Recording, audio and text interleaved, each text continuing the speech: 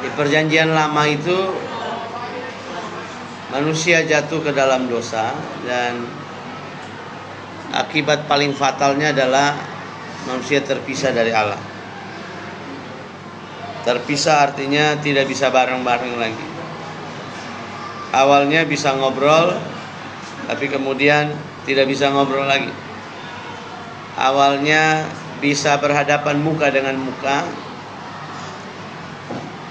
tapi kemudian nggak bisa ketemu lagi. Awalnya Allah datang dan ngajak manusia itu untuk ngobrol-ngobrol, bicara, jalan-jalan, ngobrol banyak hal. Tapi ada yang berbeda dalam kehebatan yang Tuhan kasih kepada manusia, yaitu yang namanya free will. Apa? Free will itu adalah kehendak bebas. Nah, kehendak bebas ini menyebabkan manusia itu bisa tunduk kepada Allah dan bisa juga melawan Allah. Nah, itu free will-nya manusia. Enggak amen di situ ya. Pas kata-kata melawan Allah lagi kamu amen. Ya, jadi lanjut.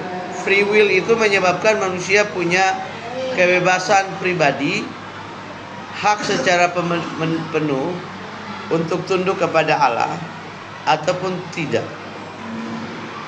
Nah, ini hal yang paling menurut saya luar biasa ya, karena kalau manusia tidak dikasih free will, maka manusia itu kayak humanoid itu. Tahu humanoid ya? Humanoid, nggak tahu humanoid juga? Hah? Manusia apa? Ya, manusia AI yang sekarang yang paling baru. Masa nggak tahu itu juga? Ya, lanjut.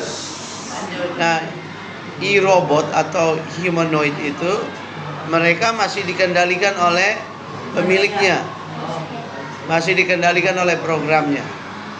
Satu saat kalau program dari humanoid itu salah setting dan kemudian robot itu punya free will, nah itu manusia berbahaya. Robot sekarang udah bisa dipakai untuk berperang, sudah bisa dipakai untuk segala macam, karena tingkat kecerdasan robot sudah berlipat-lipat kali ganda. Sekitar 2030 pasti robot dan kecerdasan artificial intelligence akan sampai pada puncaknya. Dengan munculnya komputer kuantum nanti, kemudian menyebabkan manusia akan begitu sangat berbeda menghadapi kehidupan. Di antara 2030 ke atas itu satu keadaan yang cukup sulit, karena kalau kamu tidak lebih bagus, pasti kamu digantikan oleh robot. Robot adalah sainganmu. Jadi Indra, lu jangan malas-malas dengan saya khotbah, jangan tidur-tiduran. Nah, kalau kamu nggak lebih baik dari robot, kamu susah nanti. Ya, lanjut. Robot akan mendominasi berbagai lini kehidupan manusia. Setuju atau tidak, itu pasti akan terjadi. Nah, saya lanjutkan. Dulu saya nonton film yang diperankan sama Will Smith. Kan dalam film itu manusia menciptakan robot terlalu banyak. Kemudian ada satu robot yang kecerdasannya melebihi dari robot-robot yang lain. Lalu dia memberontak dan dia mempengaruhi sekian banyak robot. Akibatnya manusia harus berperang melawan robot. Nah, yang mengerikannya adalah manusia perang lawan robot itu susah tuh, karena kemampuan sensor deteksi dininya terlalu bagus. Nah, itu yang jadi persoalan di masa depan. Nah, tetapi manusia memang tetap memiliki sesuatu yang berbeda, yaitu manusia diciptakan dengan tangannya Allah. Manusia diciptakan dengan wajah sesuai dengan rupanya Tuhan. Itu yang jadi berbeda. Nah, kehendak bebas manusia ini membawa celaka buat dirinya sendiri, karena bayangkan mereka menciptakan robot yang kemudian bisa belajar lebih cepat daripada manusia itu sendiri dan bisa lepas kendali. Ini jadi persoalan nanti di masa depan. Kalau perlombaan terhadap artificial intelligence tidak berubah, semua makin berlomba-lomba makin lebih baik. Yang korban nanti pasti manusia. Kecerdasan manusia kemungkinan kalau tidak digunakan dengan baik akan menurun, karena lebih memanfaatkan kecerdasan buatan. Manusia akan ditanam robot dalam tubuhnya. Dia bisa hidup lebih dari 200-300 tahun. Dia akan ditanam chip, dan dia bisa diedit. Chipnya bisa diedit. Jadi perubahan dari DNA ke RNA dan sebagainya itu bisa. Sedang proyek itu sedang berlangsung sekarang. Sedang digagas oleh Elon Musk. Manusia diedit, bisa diedit. Ya. Jadi dia diprogramkan, ditanam di dalam tubuhnya, dia bisa jadi immortal jadi. Ya. Dari 2017 Pak Abraham sudah bicara tentang hal ini, dan makin ke sini ternyata makin menuju kenyataannya. Orang-orang kaya di seluruh dunia, mereka ingin hidup jauh lebih panjang dari 100 tahun. Dan akhirnya pilihan salah satunya adalah mereka menanam chip dalam tubuh mereka. Nah, chip ini tujuannya apa?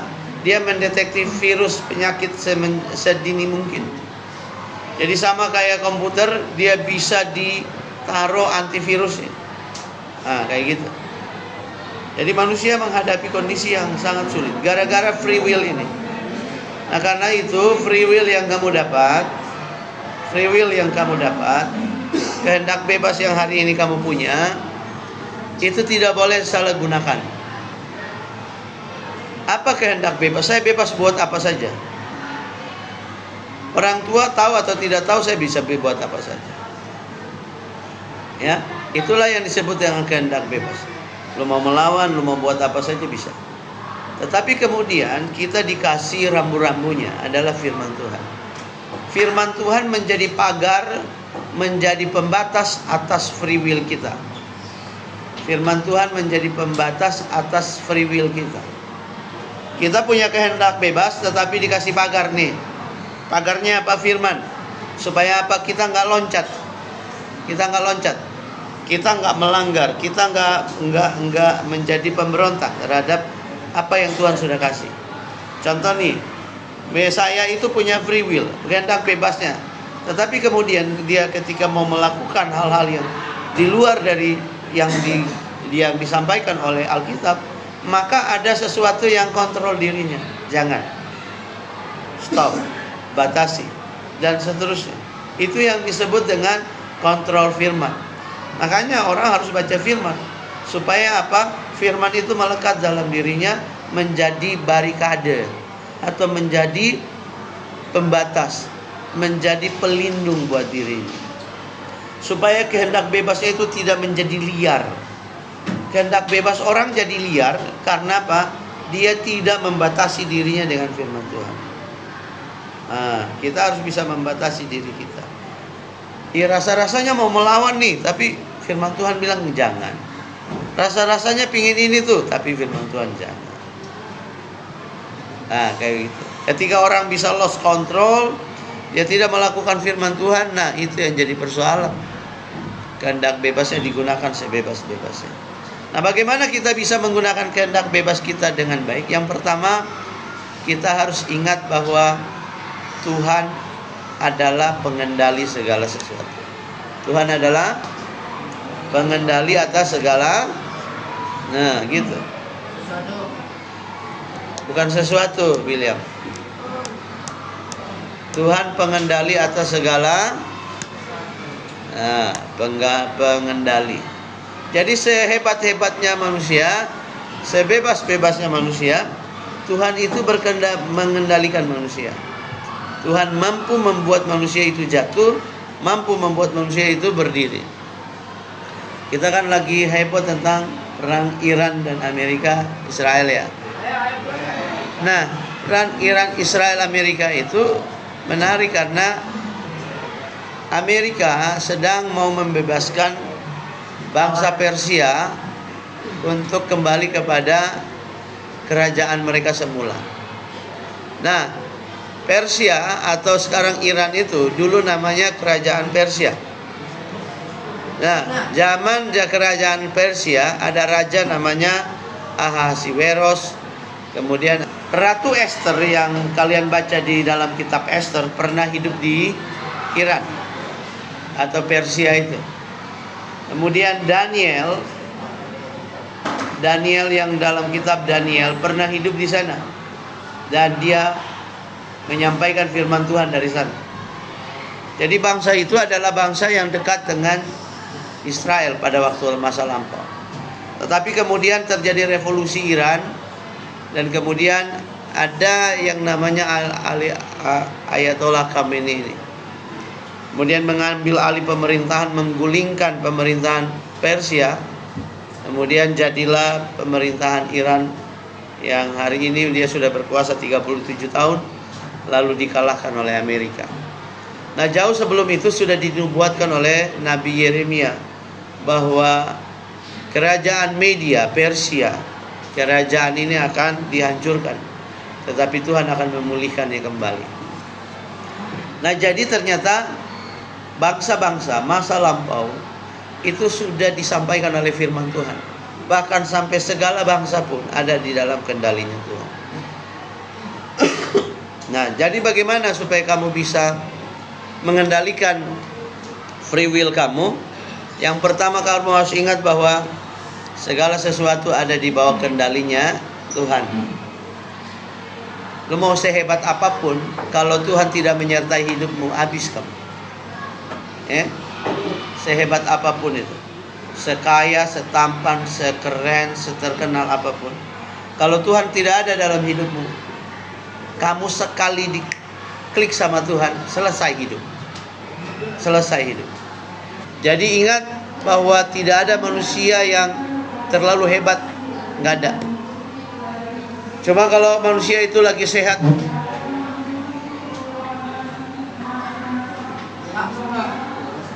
oke, udah jam 7, sabar dikit lagi. Manusia itu kalau selagi hebat-hebatnya, dia lagi bagus-bagusnya, sehat, punya banyak harta, sombong dia. Tapi tiba-tiba kalau kena sedikit tek, dia udah sempoyongan, udah nggak kuat, dia bilang, oh haleluya, haleluya.